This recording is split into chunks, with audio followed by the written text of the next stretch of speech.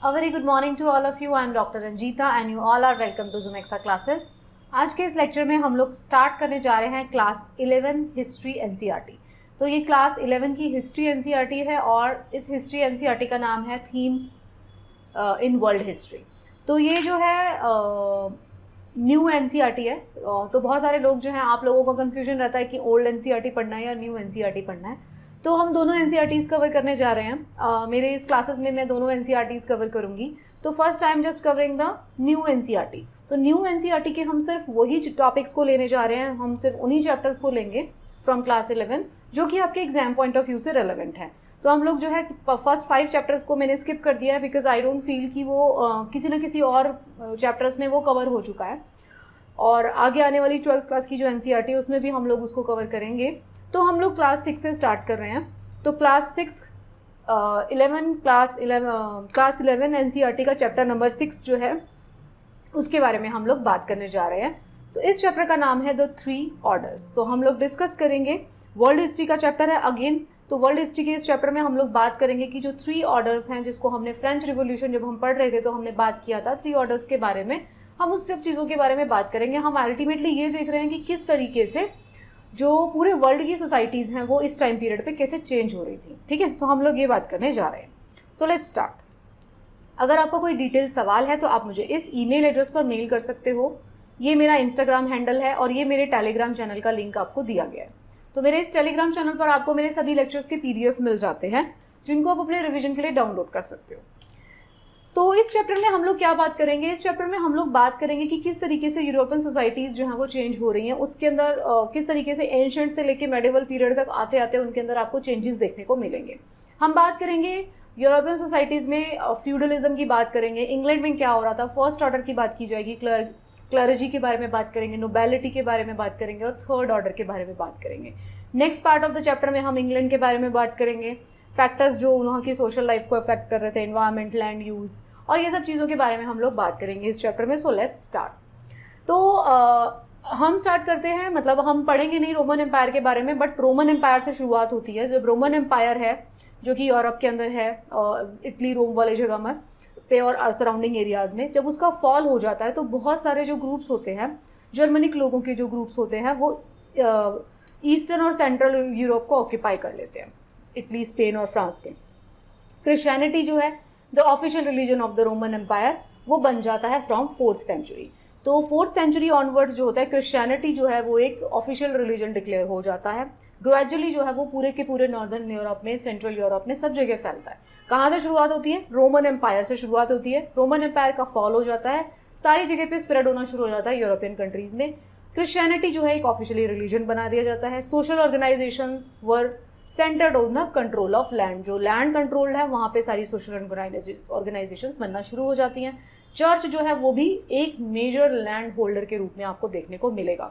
हम अभी बात करेंगे एस्टेट्स की, तो उसमें आप देखेंगे कि चर्च जो है उसके पास भी बहुत सारी लैंड ओन की हुई है उन्होंने। तो ये सारा यूरोप के अंदर चेंजेस आ रहे हैं। 3 ऑर्डर्स हमको यहाँ पे देखने को मिलेंगे, क्रिश्चियनिटी, प्रीस्ट जिसको हम क्लैरजी बोल रहे हैं, लैंड ओनिंग नोबल्स की बात करेंगे और तीसरी जो क्लास है पीजेंट्स और नॉर्मल लोगों की क्लास, राइट। तो जो चेंजिंग रिलेशनशिप जो है between these 3 groups were an important factor in shaping the European history. तो हम देखेंगे कि ये 3 ऑर्डर्स है, 3 एस्टेट्स हैं, इनके बीच में आपस के जो रिलेशनशिप है उसकी वजह से हम देखेंगे लेटर ऑन क्या देखेंगे, फ्रेंच रिवोल्यूशन देखेंगे, फिर हम देखेंगे बाकी के पार्ट्स में फैल जाता है, रशियन रिवोल्यूशन हमने देखा था पहले भी। तो ये सारी की सारी चीज़ें जो चेंजेस कहाँ से आने लगे, ये रोमन एम्पायर उसके फॉल के बाद जो धीरे धीरे स्प्रेड होने लगी चीज़ें उनसे आते हैं, राइट। तो इस चैप्टर में हम क्या करेंगे, socio economic and political changes जो हैं उन सबको फोकस करेंगे यूरोप में 9th से लेके 16th सेंचुरी तक के, राइट। ये वेस्टर्न यूरोप है, आप इसको देख सकते हैं, ठीक है। ये स्पेन है, ये पुराने नाम है, ठीक है। गॉल जो है पुराना नाम है। तो ये कौन सी जगह है इसके बारे में हम लोग बात करेंगे, ठीक है। सबसे पहले ये समझिए फ्यूडलिज्म एक वर्ड यूज़ होगा बार बार, जब हम वर्ल्ड हिस्ट्री पढ़ेंगे तो फ्यूडलिज्म वर्ड यूज़ होगा। तो मेडिवल ईरा अगर हम बात करते हैं यूरोप के अंदर तो वो 5th सेंचुरी से लेके 15th सेंचुरी तक चलेगा। तो फ्यूडलिज्म का क्या मतलब होता है? फ्यूडलिज्म का मतलब है एक ऐसी सोसाइटी जो डेवलप हुई थी मेडिवल फ्रांस में और लेटर इंग्लैंड और सदर्न इटली के अंदर डेवलप हुई थी, वो फ्यूडलिज्म वाली सोसाइटी थी। तो इकोनॉमिक सेंस की अगर हम बात करें तो इसमें क्या था, kind of agricultural production which based on the relationship between Lord and peasant.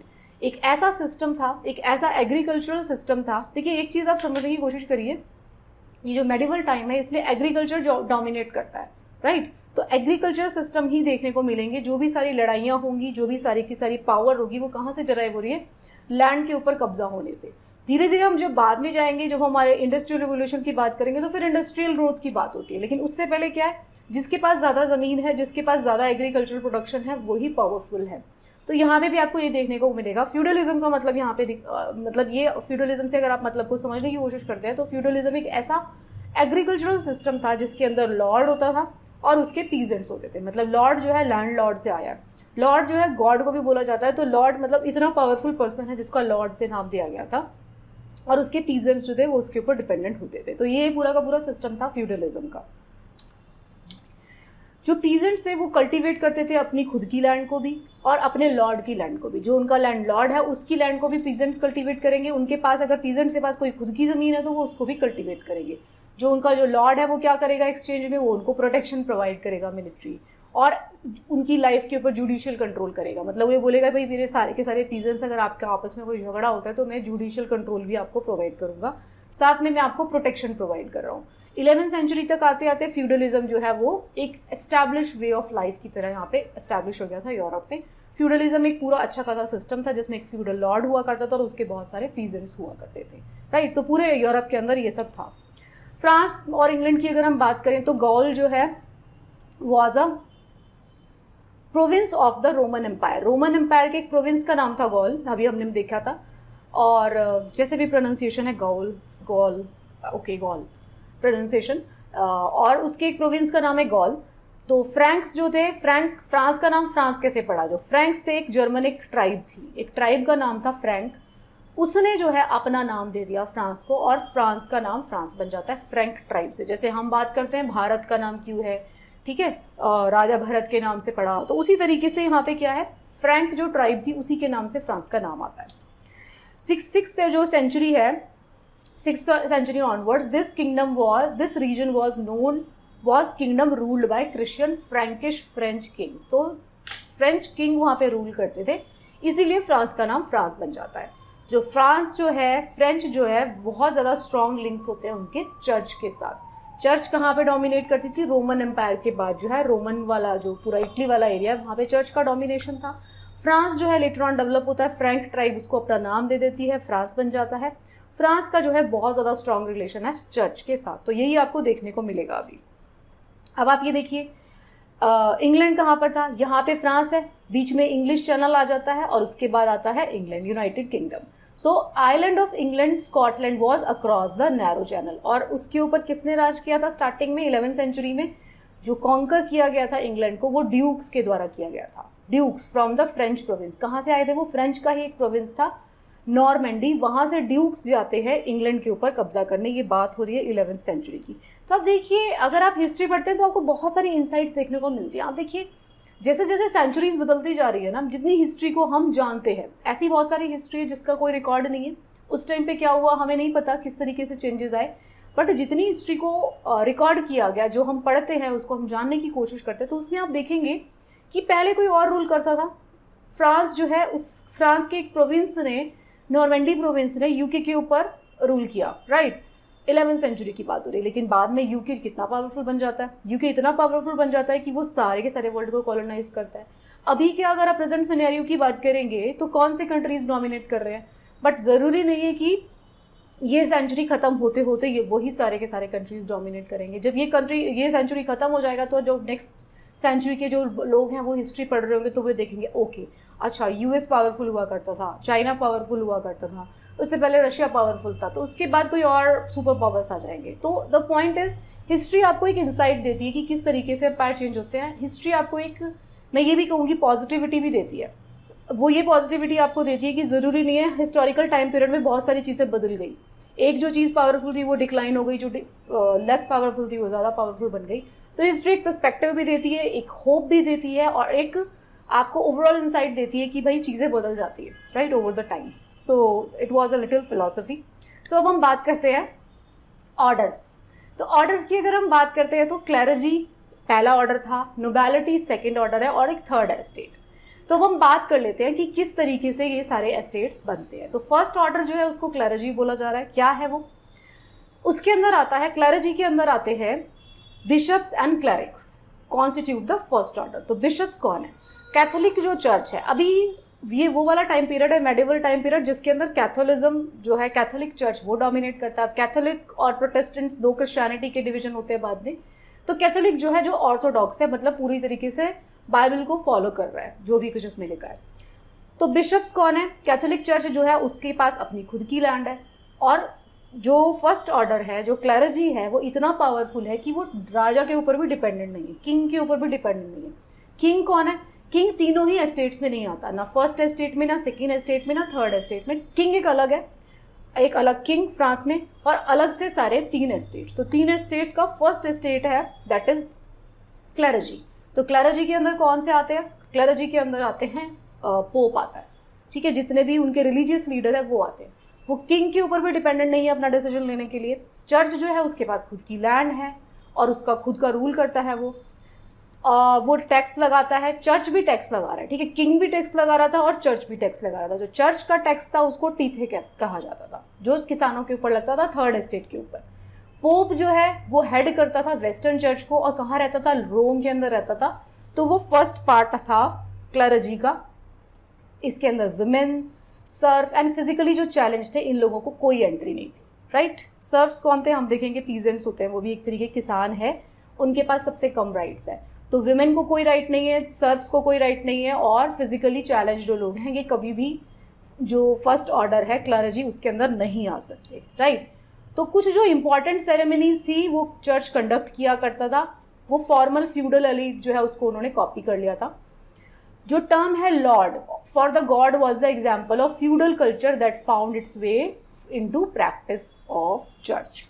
तो चर्च के अंदर जो गॉड है उसको लॉर्ड बोला जा रहा है, और सेम तरीके का ये जो है लैंड लॉर्ड सिस्टम जो है शुरू हो जाता है, फ्यूडलिज्म, ठीक है। तो ये फर्स्ट ऑर्डर था, समझ गए आप। इसके अंदर और क्या आते थे? मॉन्क्स भी इसके अंदर आते हैं। मॉन्क्स कौन है? मॉन्क्स जो है वो रिलीजियस लोग हैं जिन्होंने अपने घर बार को छोड़ दिया और वो रिलीजियस बन गए बहुत ज़्यादा। सो वो क्या कर रहे हैं? रिलीजियस कम्युनिटीज के अंदर रहते हैं, जिसको एबेज और मोनेस्ट्रीज कहा जाता है। तो यूरोप में भी ये सब चीज़ देखने को मिलेगी उस टाइम पर भी। तो मॉन्क्स भी थे एक, उन्होंने अपना पूरा का पूरा टाइम जो है प्रेयर में, मेडिटेशन में, उसी में लगाते थे। तो मॉन्क्स जो है वो भी फर्स्ट ऑर्डर में ही आ रहे हैं। तो उनकी जो लाइफ है वो दोनों, मेन और women became Monks and women became nuns. मतलब मेन जो है वो मॉन्क्स बन जाते थे, वुमेन जो है वो नन्स बन जाती थी। तो ग्रुप ऑफ मॉन्क है उसको फ्रेयार्स कहते थे। Move from place to place instead of living in one monastery. तो एक जगह पे नहीं रहते थे, वो इधर उधर घूमते रहते थे। तो मॉन्क्स भी है इसके अंदर इंक्लूडेड। ये चर्च है सेंट माइकल बेनेडिक्ट एबे इन द फार्नबोरो इंग्लैंड के अंदर ये चर्च है, राइट। तो क्रिसमस और ईस्टर जो है इस टाइम पे बहुत ज़्यादा पॉपुलर फेस्टिवल्स बन जाते हैं। इसको सारे के सारे पीजेंट्स और जो थर्ड एस्टेट है, सेकेंड एस्टेट, सब लोग इसको सेलिब्रेट करते हैं। पीजेंट्स इसको सेलिब्रेट करना क्यों पसंद करते थे?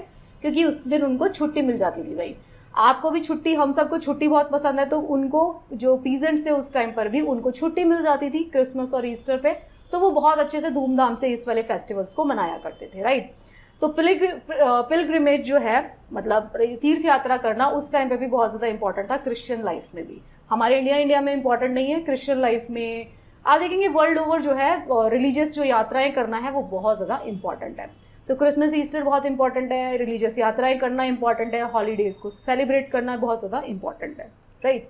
ये था फर्स्ट ऑर्डर। अब आता है सेकेंड ऑर्डर। सेकेंड ऑर्डर किसको कहते हैं? सेकेंड ऑर्डर कहते हैं नोबेलिटी को। ये क्या है? तो नोबेलिटी जो है वो है central role in social process because they control land. Nobility वो वाली क्लास है जिसके पास जमीन है। चर्च जो थी, जो बिशप था या जो पोप था, उसके पास लैंड कैसे आई थी? इन्हीं लोगों ने डोनेट कर दी थी। तो चर्च के पास अपनी लैंड थी, वो अपना टैक्स लगाते थे। सेकेंड क्लास है नोबेलिटी जो सच में लैंड ओन कर रही है। नोबेलिटी जो है उसके अंदर किसान आते हैं, पीजेंट्स हैं उनके पास।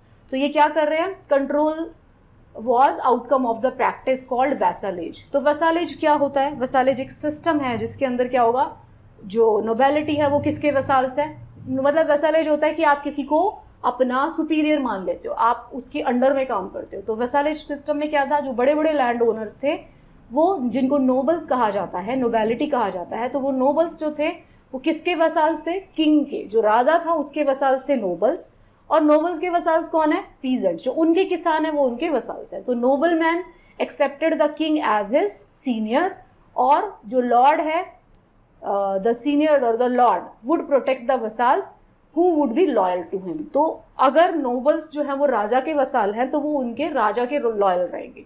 सिमिलरली जो नोबल्स हैं उनके वसाल्स कौन है? पीजेंट्स, तो वो पीजेंट्स जो है वो उनके लॉयल रहेंगे। तो वसाल्स जो थे उनको क्या मिलता था? एक रिटर्न चार्टर मिल जाता था कि आप इस जमीन जो है ये सारी आपकी जमीन है और आप उसके ऊपर, आप उसी के मास्टर हो, तो आप अपना रूल वहां पे चलाइए।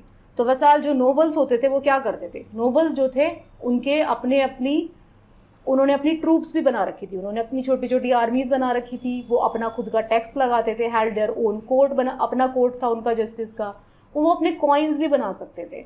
तो उनकी प्राइवेट लैंड थी, वो कल्टीवेट कौन करता था? पीजेंट करते थे। और who were also expected to act as a foot soldiers, जो वो किसान थे ना इस टाइम पर, वो किसान उनके खेतों में भी काम करते थे, वो किसान ही थे उनकी आर्मी का भी पार्ट। तो वो आर्मी भी रखते थे नोबल्स, और उनके किसान जो थे उनके खेतों में भी काम करते थे। जब जरूरत पड़ती थी, किसी के साथ लड़ाई हो जाती थी किसी और नोबल के साथ, तो यही वाले किसानों को ही आर्मी के फॉर्म में यूज किया जाता था। तो जो लैंड लॉर्ड जो होता था, जिसको नोबल कहा जा रहा है, उसका एक अपना बड़ा सा घर होता था, घर नहीं होता था, किला बनाते थे वो, उनके उसी किले के अंदर बीच में चर्च भी होता था, कैसल होता था, मतलब उनका किला होता था प्रोटेक्शन के लिए। तो उनकी पूरी लेविश लाइफस्टाइल होती थी। तो इंग्लैंड के अंदर जो कैसल हैं developed as a centre of political administration and military power. तो अब आप देखेंगे इस टाइम पे क्या हो रहा है, अलग अलग नोबल्स हैं, उन्होंने अपने अपने किले बना लिए हैं, उनके पास अपनी अपनी आर्मी है जिसमें किसान ही है, लड़ाई हो जाती है तो वो आर्मी जो है लड़ाई में पार्टिसिपेट करती है। धीरे धीरे आप क्या देखेंगे, ये देखिए ये मैप बनाया गया है एक किले का। तो हुआ क्या, 9th सेंचुरी आते आते बहुत सारे there were frequent localised war, बहुत सारी वॉर्स होने लग गई। अभी तो क्या थे, जो किसान थे वही लड़ाई में शामिल होते थे, अब क्या लड़ाइयों का नंबर बढ़ गया सडनली। तो अब जब लड़ाइयों का नंबर बढ़ जाता है तो आपको क्या लगेगा, उनको लगेगा भैया किसान जो है लड़ाई अच्छे से नहीं कर सकते, हमें एक स्पेशलाइज्ड जो है क्लास की जरूरत है जो सिर्फ लड़ाई में स्पेशलिटी करे। तो यहाँ पर आते हैं नाइट्स का आगमन। नाइट्स जो है यहाँ पे आते हैं, नाइट्स वो लोग हैं जो स्पेशलाइज्ड है वॉरफेयर में। तो एक अलग क्लास का जन्म होता है जिसको बोला जाता है नाइट्स। नाइट्स को जो है ये नोबल्स क्या करते हैं, अपनी जमीन भी दे देते हैं as fief and promise to protect it. जो फीफ, जो वो लैंड अपनी दे देते हैं नाइट्स को, उसके बदले में नाइट्स क्या है, इनके लिए जब लड़ाई होगी तो इनके लिए आर्मी का काम करेंगे, स्पेशलाइज्ड आर्मी का। तो ये 9th सेंचुरी आते आते किसानों के बजाय, मतलब किसानों के साथ साथ नाइट्स भी आ जाते हैं जिनके पास अपनी लैंड है जो फीफ में उनको मिली है। तो ये था हमारा second order. Clergy first order, second order nobility, और थर्ड ऑर्डर आता है थर्ड एस्टेट, जिसमें पीजेंट्स फ्री एंड अनफ्री ये दोनों आते हैं। पीजेंट्स क्या है, आप कल्टीवेटर्स जो होते हैं फ्री पीजेंट्स भी हैं और सर्फ्स भी हैं। जो फ्री पीजेंट्स हैं और सर्फ हैं ये दो अलग अलग क्लास हैं। जो सर्फ है वो बेचारे अपनी परमिशन, मतलब बिना परमिशन अपने लैंडलॉर्ड के रोम भी नहीं कर सकते, एक जगह से दूसरी जगह भी नहीं जा सकते। तो थर्ड के ऑर्डर के अंदर मेजॉरिटी ऑफ लोग आते थे। जो फर्स्ट और सेकेंड ऑर्डर में नहीं है और राजा नहीं है, उन तीनों को छोड़ के सबके सब किस में आएंगे, सबके सब आते थे थर्ड एस्टेट में, राइट। तो फ्री पीजेंट्स कौन से थे, फ्री पीजेंट्स वो थे direct tax called taille was imposed by king. इनके ऊपर जो है टैली लगाया जाता था। अभी तक दो तरीके के टैक्स की बात की हमने, एक चर्च टैक्स लगा रहा है, एक लगा रहा है किंग। तो जो किंग जो है उनके ऊपर डायरेक्ट टैक्स लगाता था। क्लैरिजी और जो नोबल्स थे वो एग्जाम थे इस डायरेक्ट टैक्स से। वो किसके ऊपर लगता था, सिर्फ पीजेंट्स के ऊपर लगता था, क्लैरिजी के ऊपर भी नहीं लगता था, नोबल्स के ऊपर भी नहीं लगता था। तो मतलब थर्ड एस्टेट वो स्टेट थी जो टैक्स पे करती थी। जो ये फ्री पीजेंट्स हैं इनके अपने खुद के फार्म्स हैं और टेनेंट्स ऑफ द लॉर्ड है, वो अपने लॉर्ड के ही लॉयल हैं वो अपने, बट उनके पास खुद की जमीनें हैं। वो मिलिट्री सर्विस भी प्रोवाइड कर रहे हैं, जैसा हमने पढ़ा था जब लड़ाई होगी तो they require to do unpaid labour service. तो उनको जो लेबर प्रोवाइड करते थे अपने लॉर्ड के खेत में, उसके लिए उनको कोई पैसा वैसा नहीं मिलता था। सर्फ कौन थे, सर्फ जो थे could not leave the estate without the permission of Lord. अगर उनको एस्टेट से बाहर जाना है तो परमिशन लेके जाएंगे। Cultivate plots of the land belonging to lord, उनके पास अपनी जमीन नहीं है, वो सिर्फ और सिर्फ अपने लॉर्ड की जमीन पे ही कल्टीवेट करेंगे। रिसीव नो वेजेस, इनको भी कोई वेज नहीं मिलता था, सिर्फ काम करते थे, इनके पास अपनी लैंड तक नहीं है और ये नहीं जा सकते। तो मतलब ये लोअर क्लास ऑफ पीजेंट्स है, मतलब सर्फ।